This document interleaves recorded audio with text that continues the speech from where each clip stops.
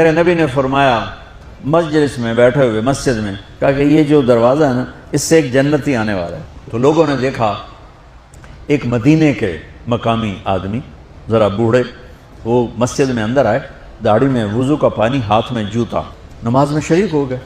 اگلے دن آپ کی محفل تھی تو آپ نے فرمایا یہ جو سامنے دروازہ ہے اس سے ایک جنتی آ رہا ہے۔ تو سیم وہی آدمی اسی حالت میں انٹر ہوئے۔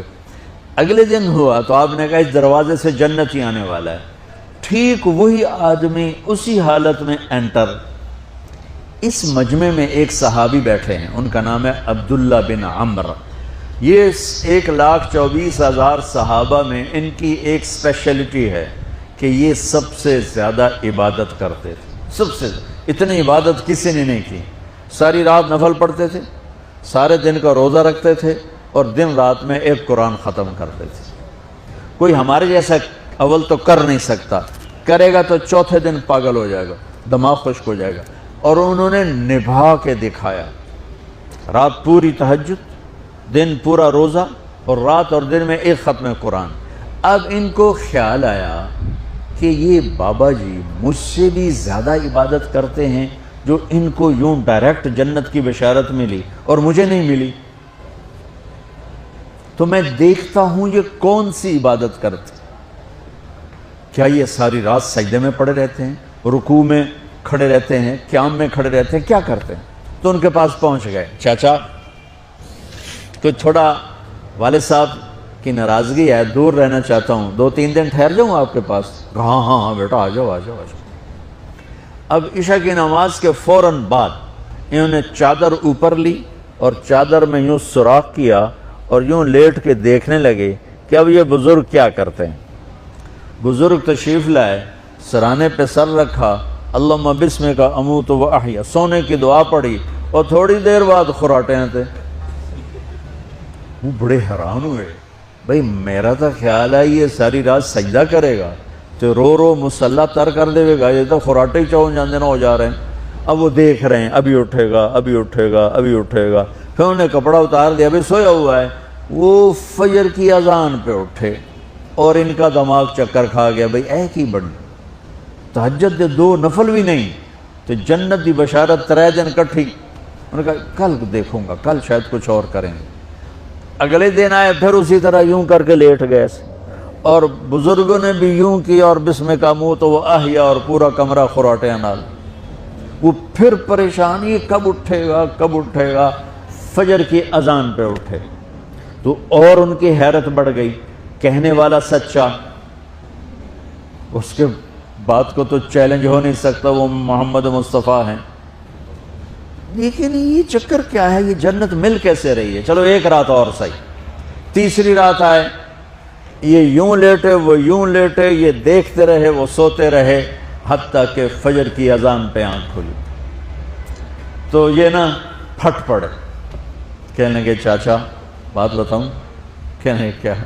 کہ میری کوئی جھگڑا نہیں تھا ابا سے، میں نے 3 دن مسلسل تیرے بارے میں سنا جنتی آ رہا، 3 دن تجھے اللہ کے نبی نے بشارت دی جنتی ہے جنتی ہے جنتی ہے، لیکن میں اس بات پہ حیران ہوں تو ساری رات سوتا رہتا۔ اس زمانے میں منافق بھی تہجد نہیں چھوڑتے تھے، فرض نماز تو فرض نماز ہے، منافق بھی تہجد نہیں چھوڑتے تھے۔ تو کہنے لگے کیا کرتے ہو؟ ساری رات تو سوتے گزار دیتے ہو، کیا کرتے ہو؟ کہنے لگے بھتیجے جو تو نے دیکھا ہے یہی کرتا ہوں۔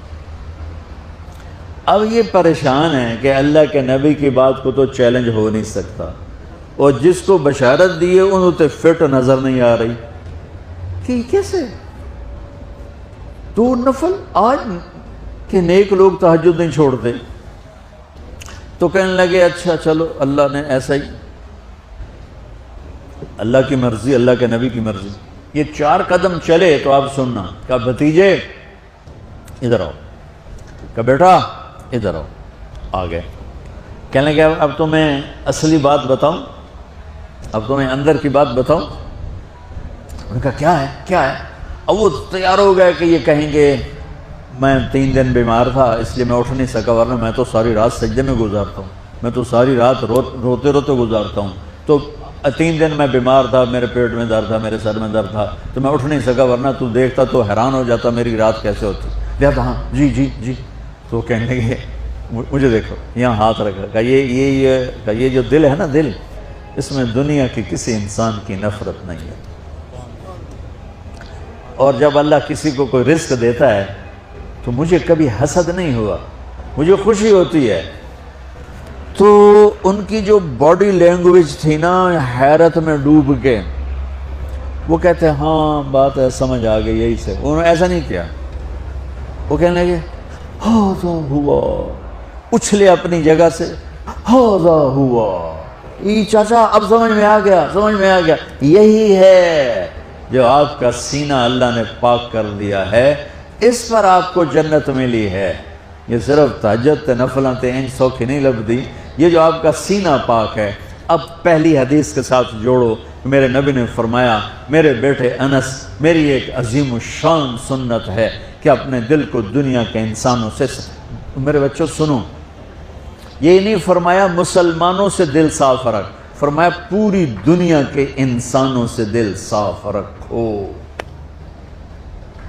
یہ بچیاں کر لیں، آپ کر لو، میں کر لوں، یہ تمہارے استاد کر لیں، کوئی کر لے، میرے رب کی قسم بڑے بڑے عبادت گزار ان کی پرواز کو نہیں پکڑ سکتے، بڑے بڑے سجدہ کرنے والے اور رکوع کرنے والے نفلی ان کی پرواز تک نہیں پہنچ سکتے۔